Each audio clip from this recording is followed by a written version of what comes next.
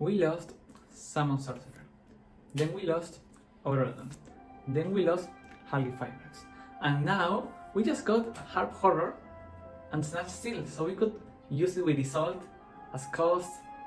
We could play Dark Warrior Arcos if we wanted, but no, because we just lost her. I know what I said. But anyway, as long as we have Isolde, we can still play the deck. That without her, the deck was gone. Because it's not only Isolde, it's also the broken equips that comes along Isolde. Now there's no reason to play them. So what's gonna happen without her? Are we completely lost? Well, the answer is no. No, no, no. We still have ways to go. Let me show you what's the new game plan. Because without Isolde, Infernoble is still alive. Maybe it's not the tier 1, tier 0 that people thought it was, but hey, it is much better than when we lost, Aurora and Hulk Pirates. Because with the new support, we still have ways to full combo, to FCK, to break boards, so yeah, just keep an eye and watch this. Well, what you see in the screen is not a decklist, it's just a bunch of ideas of engines and I'm gonna go through them. You could play 1, 2 or 3 of these engines and see how you like them the best. Then I will give you my take on what I'm choosing to play. But first, the 16 cards that you should play no matter what variant. The Heritage, the Museum, at least one of equips of Almaze Durendal, the Rhoda, and then the one of Fire Warriors that are good, the Gearfield, Ogier Renault, Maugis, Oliver, Turpin, Ricardero. Yeah, Red Layer and Flint are not mandatory anymore because no Isolde. You could play them for utility, but doesn't come up to be as useful as before. Now, the one card Angelica combos or engines. We have like 7 engines for this. First, super heavy. Basically, you play 3 Motor, 2 Wakaushi, so that's 6 one card Angelica. Then the bricks. Now, if you are interested into this variant, I actually made a video with Pac, a collab, because we analyzed that this variant is really explosive and high ceiling. Of course, it has cons, but it's up to you to evaluate them. But if you are interested, go check the video, please. Now we also have the Sinful engine. This is just a really good engine for consistency, but it's also one card Angelica if you want it to be. You just need to play the TG's monster. Basically, you summon the fire, tributes to summon the blue, and then the water revives the fire. That's Angelica. Now we also have Oviraptor with Fossil Dig. How? Because you just mill Carbonero, summon a level 1 tuner vanilla, and him with Oviraptor, that's Angelica. Now you have the Vanquish Soul. Basically you use this, summon the Raisin from the deck, add him, make the link 1, summon him, add this, use it to revive Rasen, Dempsey, add Ricardero, you did a normal summon, and then you normal summon Rasen. Sorry, and Ricardero revive Rasen. That's Angelica. Now you have the PK. Now the PK and the Super Heavy have something really cool in common. With one more extended, you can actually make a negate before Angelica to protect from hand traps. With the PKs, you basically make sure Vini, dump Carbonero, summon again the level 1 tuner, and then him plus Shade is Angelica. With one extra extended here, you can actually make a Pelusa and then summon the trap and the vanilla to make the Angelica. With Super Heavy, with one extra extended, I think you can make Baron the Floor with the shooting, what's his name? The Axel Synchron. Axel Stavas, yeah. And then with reviving the motor, and that's Baron, and then with one more extender, you still make Angelica. Okay, now the battling boxer. That's super easy. You just summon him, search power, summon it, make Dempsey, add Renault, add him back, summon him back for one Angelica. Now, it's Fire Warrior, so it has more synergy than all the previous engines, but this guy costs your battle phase, so it is really focused for going first, I think. Signet Mining Draconet, that's super simple, just 6 copies of one card Angelica that doesn't require too many steps. Just summon him from the deck or hand, and then make Angelica. Now, after those one card Angelica engines, you still have other powerful engines. In this case, we have Revolution that you could use with level 4 monsters. That could be the Adventure Staff, or could be just other level 4 engine pieces to make like the Power Tool, the Crystal Wings to put a negate before Angelica. Then you also, yeah, like I said, Adventurer, because this could be a negate, this could give you Fire Warrior level 4, so it kind of helps. Now without Phoenix Blade, this getting you Draco back to 3 Angelica could also help. And then just Fenrir, because I would go in second tool, go in first tool, giving you 4 Fire Warrior. That makes sense to make Angelica with Sublimation. That not with Squeak Knight, but the idea is that with a level 7 like Fenrir or the Abelsar, make Baron on the floor as an early negate. And if it's the Abelsar, then you can actually just make Angelica after it, because that's setting the normal spell. That's gonna summon Ricardero that revives the Turpin, and the Sublimation itself gives you the Turpin. Then Connector, again, not 1-card combo anymore, but still good to play through hand traps. And just with the Abelsar or an Oliver, you still make Angelica with the level 4 body. And the level 3 body helps as the Sublimation if you have Turpin in graveyard. And now Angel Ring. So in my opinion, you should still pay Angel Ring, but now in the side, because now it's not free, it requires a resource. There are like 2 cards to get to Angelic Ring. First, Bradamante. Basically any way to search this with Heritage to Rendal, Dempsey, Mill, and then Renault add back. And then use the effect to equip Angel Ring, super simple. And then Roland has 2 ways. First, when you use Angelica, you actually tag out into him. And then with a level 4 tuner like an Oliver, you make Roland the standard way. So now Roland is gonna get follow-up and mill. And it's nice because it's double follow-up actually, both Rolands. And you mill Angel Ring. The other way is just cycle to Roland, the level 1, put him in graveyard, so in end phase you add Angel Ring to hand, and then your Charles equip it from the hand. Yeah, so you have those 2 cards to play around with. Now Snatch Steal I think is a really nice addition to the deck, but just in the side deck, as if you were going to play Change of Heart or TTT trying to take. Well, now with Snatch Steal, it is like recursive, like you can use it multiple times, because you take something, you link it away, sync it away, later on Renault gets you Snatch Steal to do it again, or if it's not useful, then you just cost it for Oliver or for Gifted. So with the synergy that it has, I think it's just nice as a unsearchable. You do not wanna get to this with Angelic or something, but just unsearchable. If you open it, it has synergy with your engine, so I think that's worth it. Now the Joy is not as mandatory as before, but you could still play it if you want, with the synergy that it still has. Terraforming if you want more museums. These guys flex, like are totally flex, you don't have to play them. But I would like Red Layer more than Flint, like if you wanna test one of those, just because he's good going second.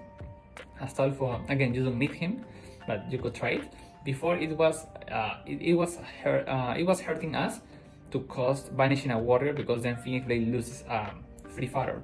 Now without Blade, banishing doesn't hurt you as much, but still it's not that's needed. Now Pendulum variants, without this all getting to the scale, it might be like a bad idea, but if you just hard open one and then use a Durandal to get the other, it is just still a free extender, because then they still replace your Durandal, but you get a free body on board. I don't like it too much. And then Camelot, I don't like it too much, but try to see how it's gonna be good. You need to play bricks. Now the extra guys that the engines could require, the Crystal Synchro and the Power Tool with Revolution. IB just by itself, it is a nice engine, because every time you make Angelica, you could make her. And then by playing 2 bricks that they are not bricks, but they are cards you don't want to hard open, you can still get to a higher ceiling. I feel this is nice into some high synchro climbs, like climbing into Braver or Link climbs, because she could be Link 3.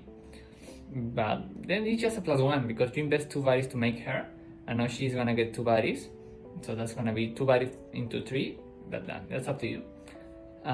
Braver, like it's gonna burn your equips, but it could be helpful, giving you all your good equips. You could also play with Metal Silver to protect Angelica from an Imperm.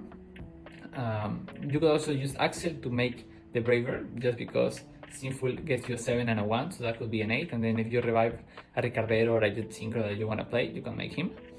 Guska, if one of the engines allows you to have a free level 4 under Shifter, so then you can have a good plan B under Shifter. Typhon, Flexpot, and then this is just going second tools. Typhon, the Hira, the Dark Reviving Witch trigger it makes a lot of sense. Hira, when Populous comes out, could achieve the same.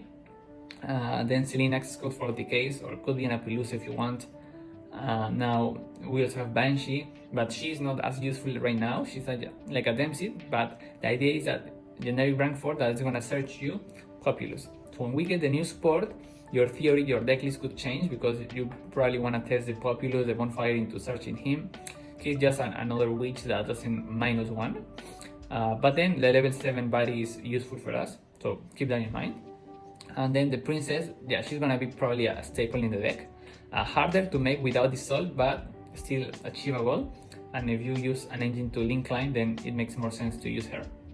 Now the 10 extra cards that I think you should play no matter what, which variant. At least the one off of the Synchros, the one Dempsey, like even without Isolde, just making Dempsey in general comes up in a lot of combos where you wanna like mill a Gearfried and then get it through the Renault. And then you just use Dempsey to get Renault. Now the Linquity will always just to make SP better going second. You make them every time you go second. The 2 link ones, just no brainer. And IP is sort of replacing Isolde. Now every time that you make SP, you could make an IP instead and have one more interaction for free. The body to use IP could be an extra charge, could be the Angelica. And then the idea is that you try to make her before get Warrior Lock. And I think that's it. Then you just have flex spot for whatever engine or going second tools you want to play. But the deck could be consistent depending how you prepare it. And now I'm gonna share you some interesting stuff that I did with my current variant. So again, keep an eye on this. Okay, so here we have 5 replays that we won't go through the entire replays. I'm just gonna show you what happened. First replay here, we did 2, 4, 5 interruptions against what? Against an Imperm, an Ash, and a possible Nibiru because our Baron de Fleur is still alive, a life negate. And we had to use the negate, then we have a Gearfried in graveyard to revive. So 5 interruptions through 3 hand drops. Then the second scenario, also this is just high rated against like one of the top 10 PvP players. What else we have? We have a scenario where the opponent scooped after he used Imperm and Ash, so after double hand trap, and we were going to make like 5 interruptions at least, because we had, as you can see in our graveyard, these guys with all the graveyard effects live, so we were just triggering Angelica, milling like a Gearfried, getting the Roland, reviving Turpin, getting the Charles, with the Museum getting the second Charles, with the Almaze getting the Gearfried, so probably ending like on 5 interruptions including the roll. So that's a lot. Maybe we could have even used the Witch for a SP instead of second Charles. Against 2 hand drops again. Yeah, against Impermash. What else we have? Okay, so we have, as you can see in the opponent's hand, he had a Nip. So Nip plus roll, and we ended on full FTK. That's for none of these scenarios we used like a TTT to take hand traps, or a cross out, or a call by the grave. It was just engine. So here we have the FTK. We have literally 3, 4, 5, 6, 7 interruptions. Plus follow up with the Drain with the Museum with the draw 1. Insane, disgusting. And of course he didn't use the Nib because we had a negate for the Nib. What else? Okay, this win second against Sky Striker Orcust. He set up a full board with follow up, and he had the Widow to take, the Imperm, the Ash, and the Crescendo, like 4 interruptions, but 4 big one, like negate and banish, negate and take, yeah, and Ash Imperm. And we still just OTK, basically with 6 engine cards. We ended up doing this, clearing the board, and OTK. We got the Gearfried back with Renault, I think, but we couldn't summon it because I believe he crescendo the Gearfried. He was just there in case. But yeah, OTK through those 4 interruptions. What else do we have? We also have a grind game scenario against weird build against, it was a runic adventure world chalice. Yeah, he was cooking, but he set up like 5 interruptions in turn 1 and he went first. So he had the Griffon negate, he had like 2 runic interruptions, the Ash, and the IP into SP. So we didn't break the whole board on OTK, but we grinded back and forward through those 5 interruptions that he had. And eventually in turn 4 or 6, we established too good of a board, so he couldn't out it. I think in this game state, the Rakobat was used. We just popped the SP, and then if he used the Flashing Fire, we could have negated, and he knew we had Maugis and Witch in hand for follow-up. So he scooped right there, but he knew he was losing like the next turn. So it is insane what the deck can do now. I also have a replay on DB Grinder channel where I basically showcase what can the deck do, but like you can watch the full replay there, because here I don't want to waste that much time. And also, as you know, I'm giving coaching sessions, so I save some space for the coaching. But that's just to show you that the deck is still doing wonderful things. So it's just up to you to go pick it up, choose your best variant, your best ratios, do a good meta call, and just show them that the deck can perform. But keep in mind that now, at least the way that I'm playing it, it is super hard to pilot. Like every resource matter, you have no idea how much. Before with Isolde, you could make like 4 misplays and get away with it. Now, one little misplay in sequencing in which effect to use where, in searching the Ogier or the sublimation or another card, using the turbine effect to revive or to equip, like every detail could let you to have like two less interruptions. So it is super big of a deal to sequence perfectly. So that with that, I advise you to either take my coaching or take the time to practice a lot, so you don't lose to yourself ever. Okay, so with that being said, I hope you still have faith in the deck, in me, in the ability to perform good, and that's having faith on you. I don't think I can tell you anything else, but that's it. Also wait for the support. We may get unknown surprises with the Flame Swordman support that nobody knows until this moment of recording the video. I hope that Konami gives us a good news, but yeah, if they don't, keep doing what you do. Like just prepare the deck with the cards that you know are available, the cards that we will get in Maze of Millennia, I think. Maze of Millennia, yeah. Phantom Nightmare, and whatnot. That's all that I had to say. Goodbye.